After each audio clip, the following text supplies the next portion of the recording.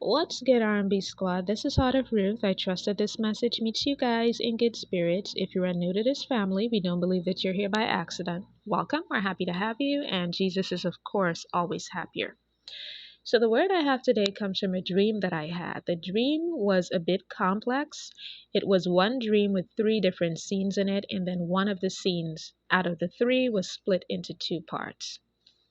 So, different people are going to be able to take different things away from these scenes in this dream. As usual, if some things apply to you and not everything does, eat the meat, spit out the bone, take what's for you, and leave the rest. Let me get right into the dream, and I'm going to try to summarize these dreams as much as possible for time-saving purposes, but I'm still going to get details, so you're not going to miss anything if this is for you. In the first scene in the dream, there were four women, but they weren't all together. Two were off to one side, and the other two were off to another side. Now, the first two women, one of them was about to receive an opportunity. And the people who were going to give her this opportunity were getting ready to tell her what the opportunity entailed. But at the same time, while that was about to happen, the second woman started to say terrible things about the first woman. And I looked at her expression and I knew that she was lying, that she was making all of it up. And a funny thing happened as she lied. Her clothes became visibly dirtier. And then she started to emit what looked like this darkness that was coming out of her. It was very strange to look at. So it was almost as if the dirt was coming from the inside out. And the more she lied on this woman, the more she said things that weren't true about this woman to these people who were going to give this woman this opportunity, the worse her clothes looked, the worse she looked.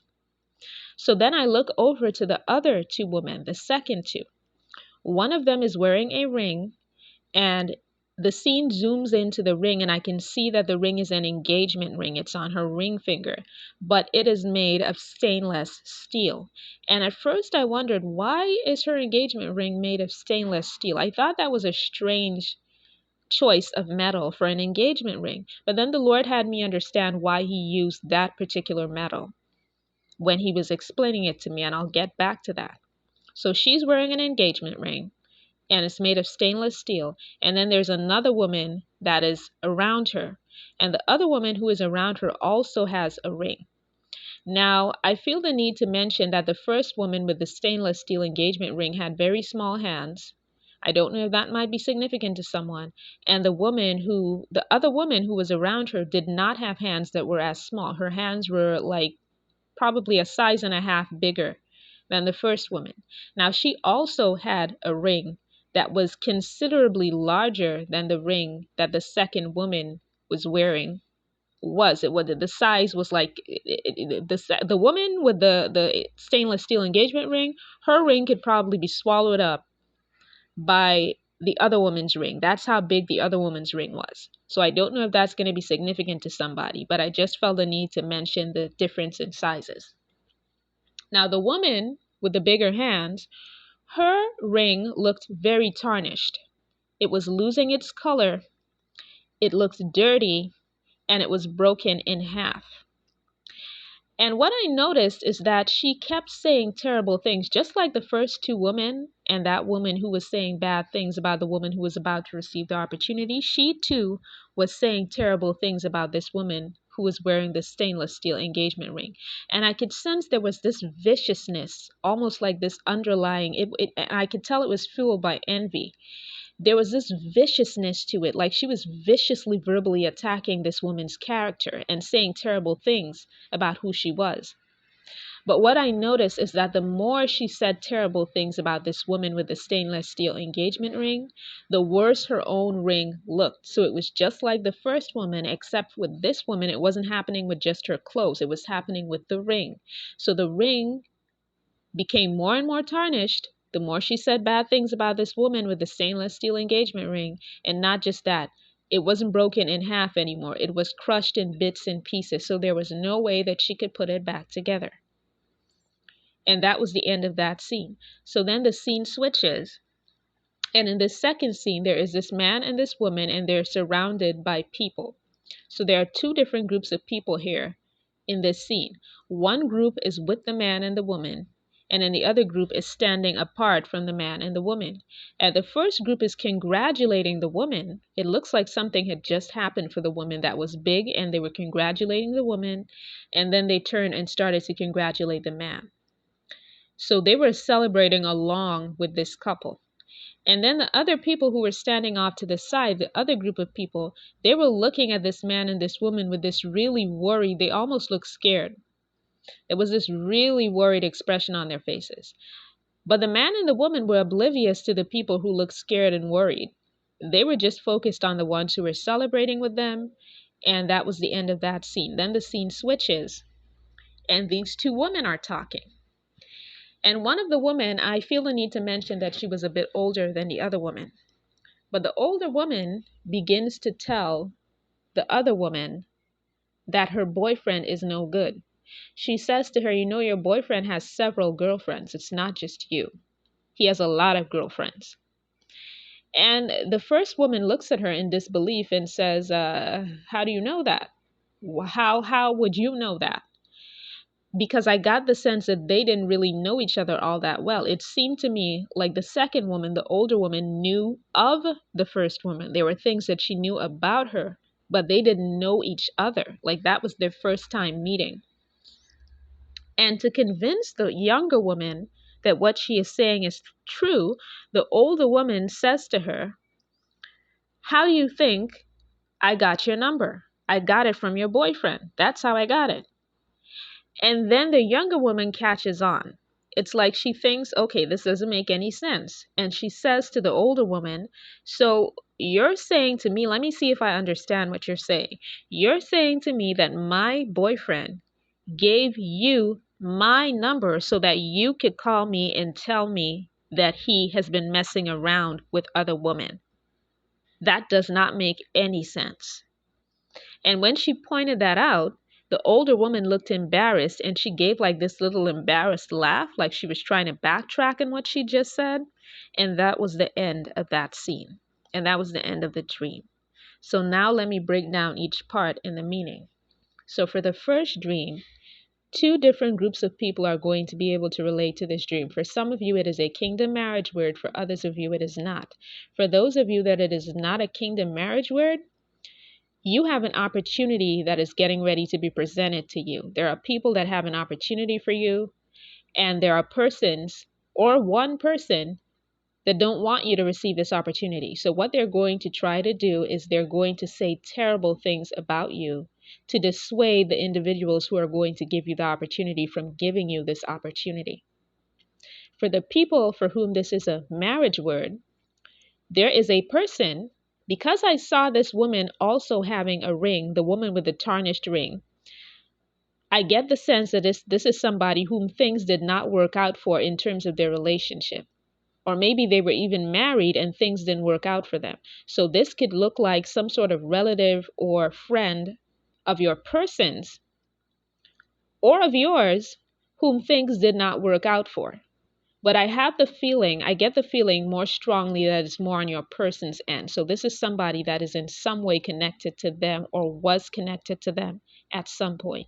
Now, this person is mad and bitter because things did not work out for them in their own relationship, in their own love life. And this could also be an ex-partner of your person. And because they're upset about the fact that did not work out for them, they are now trying to steal your moment. They are trying to steal the joy you feel from you. Your person may be getting ready to make a big commitment to you. They may be getting ready to ask for your hand in marriage or take the step to be exclusive and have a committed relationship with you that is going to then lead to engagement and then to marriage. What this person with the broken tarnished ring is going to try to do to prevent that from happening is to stain your reputation. They're going to try to say terrible things about you. But the interesting thing is this. That woman with the engagement ring, as I mentioned before, it was a stainless steel engagement ring. What is stainless steel? It is a metal that cannot be tarnished. It is very hard to tarnish it. And not just that, it's very durable. So even if you knock it around a couple times, it's not going to change its shape. It is not going to become damaged. It is not going to break, because it is very strong. It is steel, after all. So it is strong. And this is your character, sir or ma'am. If this is for you, that's your character. Your character is made of steel. It's solid and it cannot be tarnished.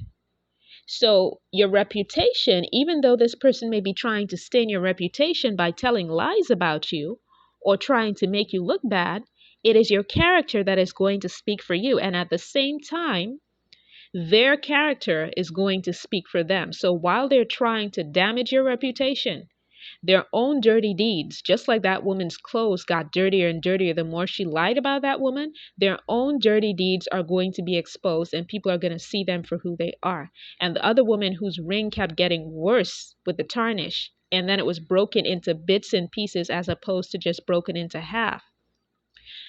Whoever is trying to damage your relationship through telling lies about you or damaging your reputation, they're damaging their chances of moving ahead in a romantic sense. So things are not going to work out for them and anybody as long as they try to meddle in your relationship.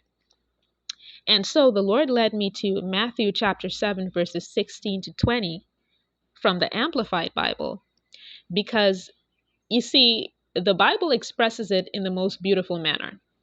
This thing about your character speaking for itself. So here it goes.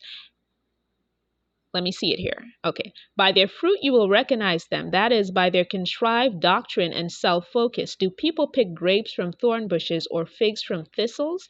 Even so, every good and healthy tree bears good fruit, but the unhealthy and bad trees bear bad fruit. And again, that's from the Amplified Bible, Matthew 7, verses 16 to 20. I'm going to put that in the description box. So this person could derail your character till the cows come home. Not your character, your reputation till the cows come home. But your character is what is going to speak for you. Your fruit is what is going to speak for you. And other people can see the fruit that you're producing. They can see that. Your person can see that. The people who are providing these opportunities or who are about to provide this opportunity for you, they can see your fruit. And that's the whole reason why they want to give you this opportunity in the first place. That's the whole reason why your person wants to marry you. They can see your fruit. And the thing about this individual who's trying to stain your reputation, people can also see their fruit. I mean, you can hide a lot of things, but you can't hide a bad character. It's going to come out one way or the other. One way or the other.